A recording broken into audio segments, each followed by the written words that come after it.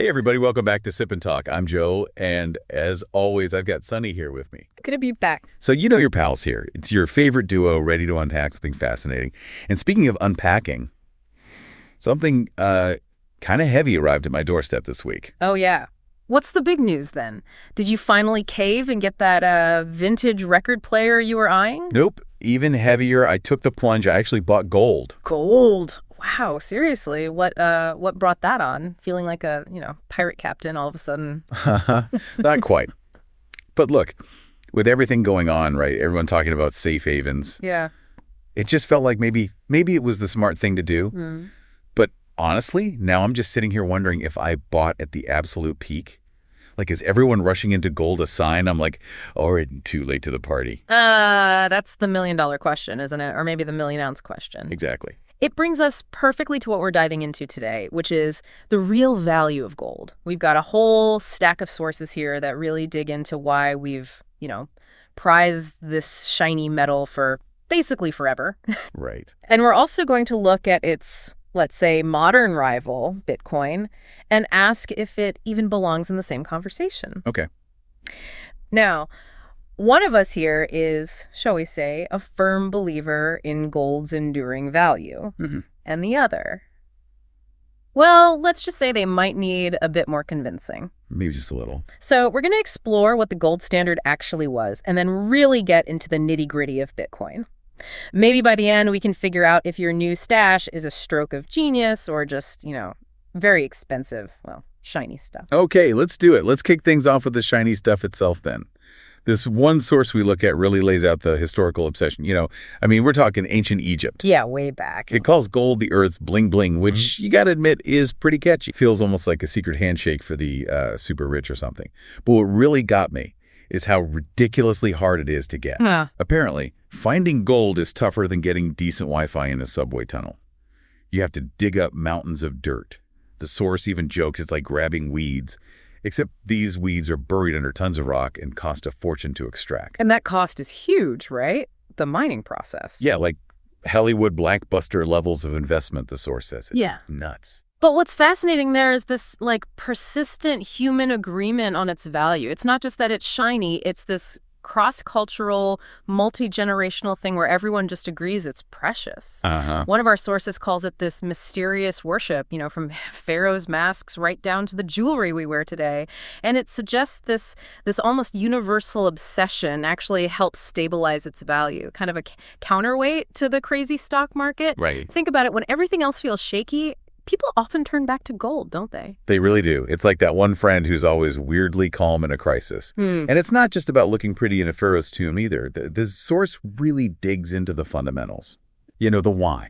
Beyond the rarity, which, needs massive mining investment, it's incredibly stable. It doesn't rust. It resists acid. They even call it the high cold male god of metals. Uh-huh. Okay, that's a new one. I know, right? Try calling your stock portfolio that. But that kind of stability is why it's been the go-to for storing value since, forever. From buying sheep back then to putting a down payment on a house today. And that chemical inertness is absolutely crucial.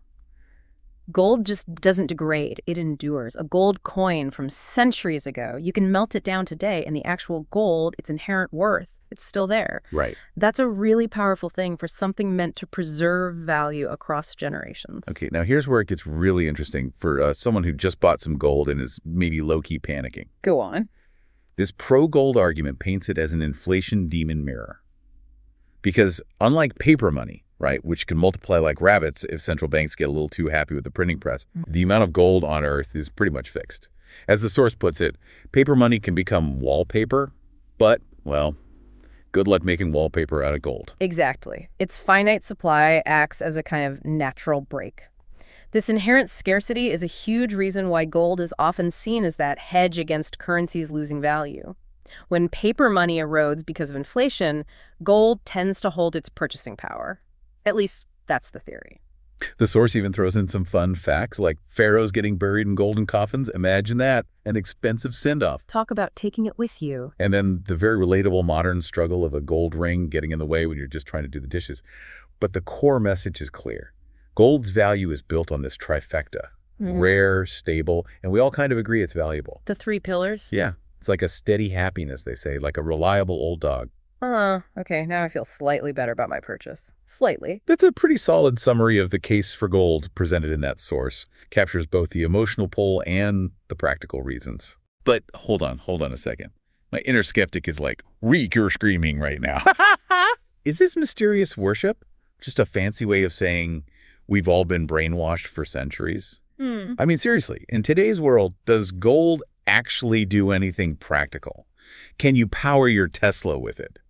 Does it help you stream the latest cat videos? No. That's a really valid point. I mean, while the history and the cultural weight are undeniable, you can definitely question its practical utility in our tech-driven world. Unlike, say, oil or copper, gold's main use isn't really in consumption or production in the same direct way. Exactly. Just kind of sits there. Yeah. In a vault. Or on my finger, getting in the way of washing up. It doesn't earn interest like a bond. It doesn't make things like a company whose stock you own. Right. Its value seems to rely entirely on someone else wanting to buy it from you later, hopefully for more money. Yeah. It feels a bit like a very, very shiny game of hot potato. And that whole idea of it just sitting there brings us nicely to the historical context of the gold standard. Our sources explain that this was a system where currencies, even paper ones, were directly linked to a specific amount of gold. Right. So even when we started using paper money, the whole idea was that you could, in theory, walk into a bank and swap it for actual physical gold, like the paper was just a placeholder. Essentially, yes, a claim check for the real stuff. And this system really took hold in the mid-19th century. Yeah. Although one source mentions Napoleon trying to link the French franc to both gold and silver first, a bimetallic standard. Gold and silver. Why didn't that stick? Well, it ran into problems predicted by something called Gresham's Law. Gresham's Law. Uh-oh, sounds complicated. Not really. The basic idea is just bad money drives out good. So if you have 2 types of coins meant to be worth the same, but one is made of a metal that becomes cheaper or easier to get. People hoard the good stuff. Exactly. They hoard the more valuable metal, and only the less valuable one circulates. So the bimetallic thing didn't quite work out long term. Ah, okay, makes sense. Like using pennies instead of dimes if they were supposedly worth the same. Yeah. So eventually, just gold became the standard. The source says major economies adopted it after 1873. Correct. But the gold standard had this really significant built-in limitation. The amount of money a country could have was directly tied to how much gold it had in its vaults, Wow. which meant governments had very little flexibility. They couldn't easily increase the money supply to fight off a recession or deal with a financial crisis unless they somehow got more gold. That sounds incredibly restrictive. Like trying to, run a marathon with your shoelaces tied together. Pretty much. And the source gives the UK in 1931 as a classic example. After World War I, they had inflation. Then they tried to force the pound back to its old pre-war gold value. Yeah. And it led to this super tight monetary policy. Businesses went under, unemployment shot up, people panicked and started bank runs. It was a mess. Yikes. Sounds like a recipe for total economic disaster. It really highlighted the problems. That rigidity, the inability for governments to actually manage their economies effectively, eventually led most countries to abandon the gold standard. So we're not on it anymore, obviously. Well, no. But, interestingly, central banks today, while they don't need gold to back their currency, many still hold quite a lot of it. Globally, the estimate is around 10% of official reserves are still held in gold. Okay, wait. If we're not on the gold standard, why are these huge vaults still stuffed with gold bars? It's not exactly earning interest, like you said earlier. It's just sitting there. Well, the sources point to several reasons. Gold has this long, long history as a safe haven asset. Right, the run to gold in a crisis thing. Exactly. It tends to hold its value or even go up when things get uncertain economically or geopolitically. It's also seen as a very long-term store of value, a way to diversify a central bank's portfolio away from just currencies. And crucially, it carries no credit risk. It's not someone else's promise to pay like a bond is. It just is. Okay, that makes sense. Like having a national emergency fund, but in super shiny, heavy metal form. And it seems like some countries are more into building up this fund than others lately. The source mentions emerging markets. China, Russia, India, Turkey have been buying more gold. Why is that? Well, one theory is that these countries might be trying to reduce how much they rely on the U.S. dollar and the whole Western financial system. Hedging their bets geopolitically. Could be part of it. Increasing gold holdings diversifies their assets and maybe acts as a hedge against, a decline in the dollar's dominance or other geopolitical risks. It's kind of different from many advanced economies that already have large historical reserves just sitting there from the old days. So the old guard has their stacks, and the rising players are building theirs up. But the source also kind of points out that there's no overwhelming need for central banks to hold massive amounts of gold today, right? Especially since Bretton Woods, the system linking the dollar to gold collapsed way back when, and inflation, at least in many developed countries, has been relatively tame for a while. That's true. Plus, storing all that physical gold must be a huge pain. Security, logistics, it can't be cheap. Absolutely. The costs of storing and securing tons and tons of physical gold are definitely significant. Okay, so gold, deep history, safe haven status, but also, restrictive and maybe not strictly necessary anymore in huge amounts. Now, let's pivot. Let's talk about the new kid on the block, the digital challenger, Bitcoin. The self-proclaimed digital gold. Right. What exactly is Bitcoin in this whole value conversation? Okay, so Bitcoin pops up in 2008, right after the global financial crisis. Comes from this white paper by the mysterious pseudonymous Satoshi Nakamoto. Still don't know who that is, right? Still debated. But the core idea is it's built on this thing called distributed ledger technology, or DLT. Most people know it as blockchain. Blockchain, right? Heard of it. And what blockchain allows is peer-to-peer transfer of value, sending something valuable directly from me to you without needing a middleman like a bank. Whoa. Decentralized money. No banks. That sounds kind of revolutionary. Or crazy. Or both. It was definitely framed as revolutionary. The source even mentions talk of a potential Bitcoin standard in the future, which is, a pretty bold claim. Especially considering it came right after the 2008 crisis when, let's be honest, a lot of people lost faith in the traditional banks and the whole financial system. Exactly. It tapped into that desire for an alternative, something more decentralized, maybe more transparent.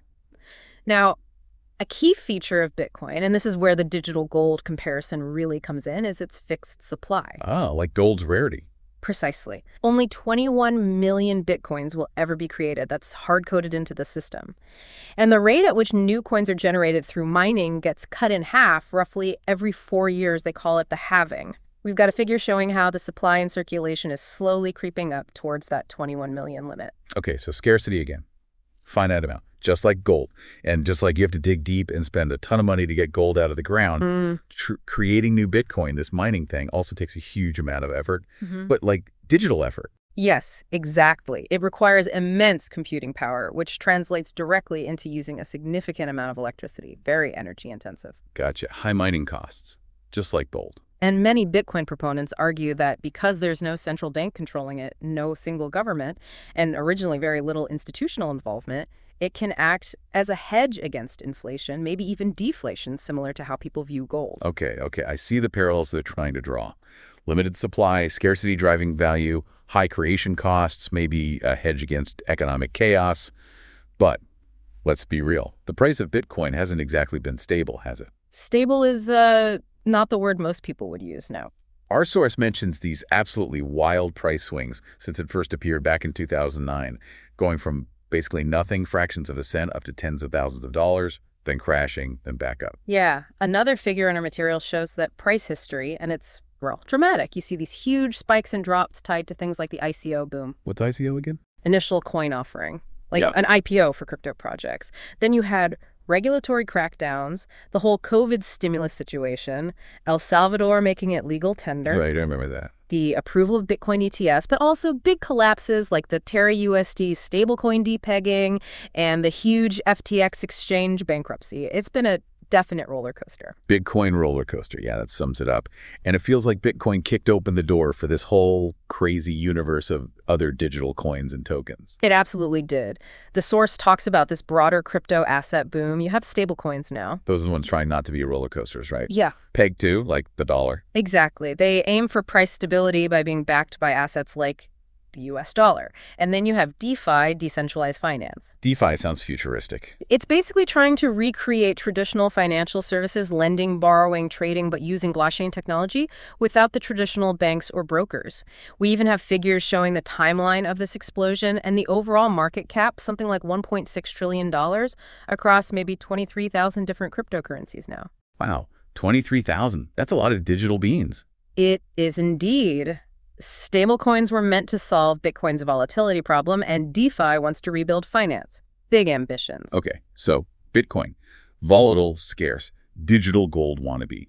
Stablecoins, trying to be digital dollars, DeFi, trying to be digital Wall Street. Got it. Now, the main event, Bitcoin versus gold. Which one actually has more real value, especially in the grand scheme of the global monetary system? Well, the source we're really digging into here makes a pretty strong case that right now you can't really compare Bitcoin and gold on equal footing within the global system. Well, it boils down to a few key things. How they're actually used as money, how they evolved historically, and how well they actually work as hedges against risk. Okay, lay it on me. Why can't my shiny new digital coins, if I had any, compete with my actual shiny bars? Well, first off, despite all the hype, and yeah, some businesses and even El Salvador adopting it, Bitcoin just isn't widely used for everyday payments. Really? Even in El Salvador? The source cites an NBER report, that's the National Bureau of Economic Research, showing that even after it became legal tender there, actual usage for everyday stuff remained pretty low. Ouch. Okay. So just because you can buy a coffee with it sometimes doesn't mean it's actually functioning like normal money. That kind of dents the digital currency argument. It does challenge it. While investment demand has definitely grown, especially from bigger institutions, and we're seeing more crypto-friendly banks pop up, there's a figure showing where they are, and we have Bitcoin ETFs now. Right, those are newish. Its main role hasn't shifted to being a common means of payment. And the source points out that even stablecoins, which are designed for stability, are mostly used inside the crypto world for trading between different cryptocurrencies. They haven't really broken through into mainstream real-world payments either, as another figure shows. People like Augustin Carstens, who runs the Bank for International Settlements, a big international financial institution, argue that our trust in regular money, like dollars or euros, doesn't just come from the paper or the coin itself. It comes from the whole system around it, the central banks, the regulations, the social agreement that it has value. It's not just about the tech. So it's the trust in the institutions behind the money, not just the money itself. And when you put Bitcoin next to gold in that light.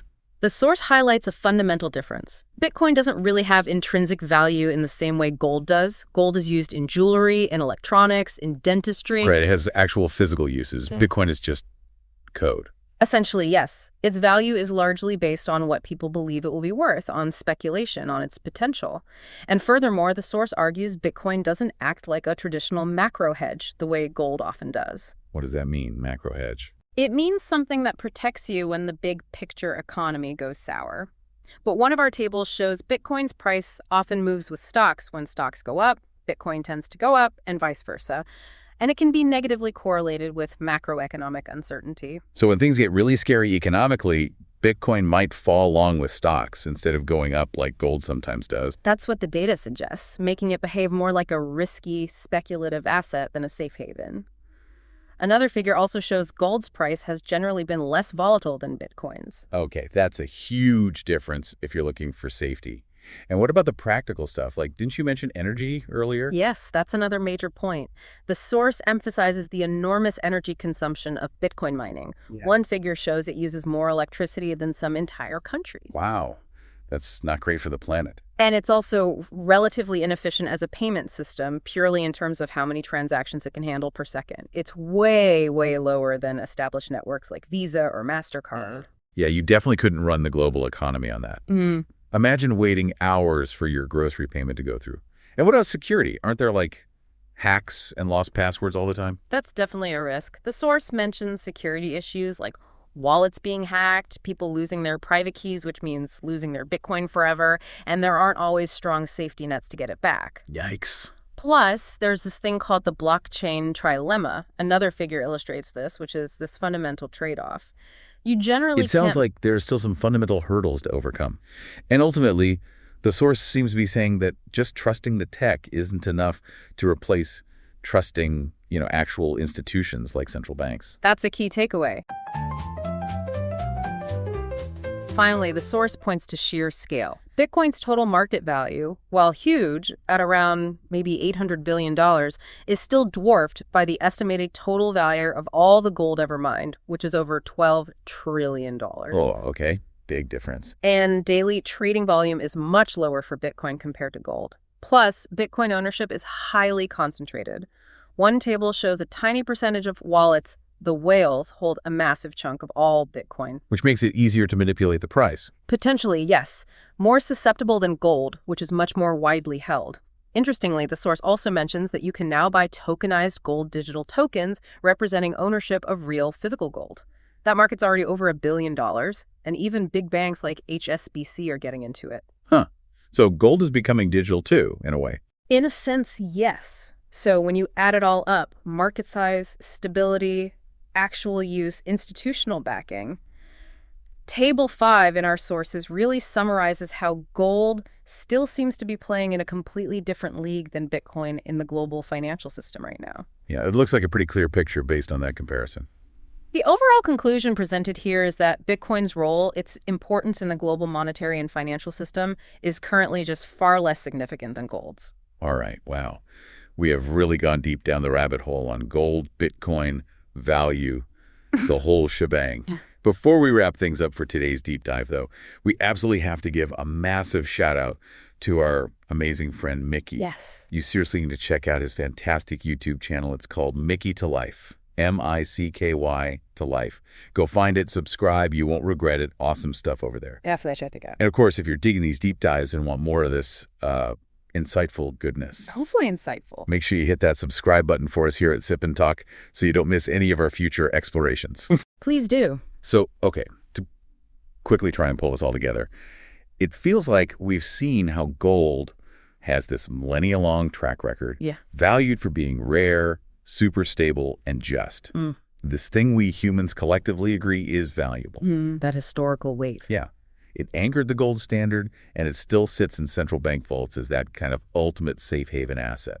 Then you've got Bitcoin bursting onto the scene, trying to be a digital version, scarce because of its code, decentralized. The technological angle. Right. But when you actually stack them up side by side, how they're used, how stable they are, how plugged into the global financial grid they are, they seem worlds apart, at least for now. Yeah. One's like this ancient established anchor, and the other is this like fascinating but still very much evolving digital experiment. That's a good way to put it. Gold's value is deeply tied to its physical nature, its incredibly long history, and just widespread social agreement. Bitcoin's value, that comes from its tech design, its coded scarcity, and really the faith its users and investors have in its future potential. Very different foundations. Okay, so here's a final thought to maybe chew on until next time. Thinking about everything we've just talked through, the enduring appeal of something real and tangible like gold versus the sheer speed of innovation with digital currencies and all the complexities of how global money works. What does the future actually look like? Is it going to be dominated by physical things or digital code or maybe some weird hybrid of both? And what is it at the end of the day that really determines what we trust and what we value long term? Is it just pure scarcity? Is it cool new technology? Or is it just us agreeing on something? Those are absolutely the crucial questions, and the answers will keep shaping finance for years to come. Well, thanks for taking this deep dive with us today. We always love exploring these big, messy topics with you. Yeah, thanks for tuning in. We'd really love to hear your thoughts on gold, on Bitcoin, on all of it. Jump into the comments wherever you're listening and let us know what you think. Until our next deep dive.